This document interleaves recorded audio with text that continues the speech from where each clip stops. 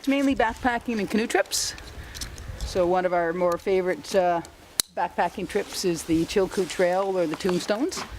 And then a lot of people will kind of carry on from the Chilkoot Trail and do the Yukon River trip as well, and it completes the whole gold rush of that year.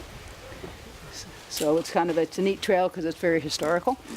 Lots of stuff from the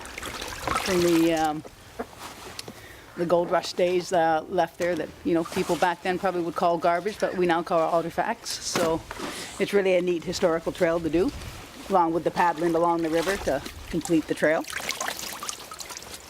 There's a lot of the areas that have where the tent cities still were, and there's lots of little remnants of that left. And the trail is actually, quite nice and fairly easy to follow because, of course, it's been trodden down by, thousands of people who did the gold rush.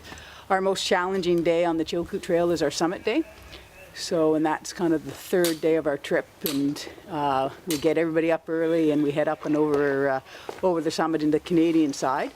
And you've got to go up the golden, what people refer to it as a golden staircase, but it's basically all boulder hopping and scrambling a little bit and a couple of false peaks before you get up to the summit, which is normally cold and blustery.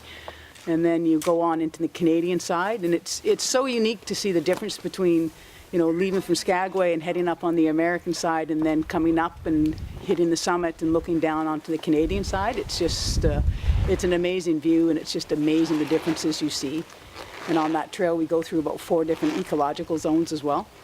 So it's, kind of from West Coast rainforest up to your alpine and down into almost your kind of sandy, deserty type area like Kelowna has and Vernon, and it's really really neat to see. Spectacular, the colors and everything.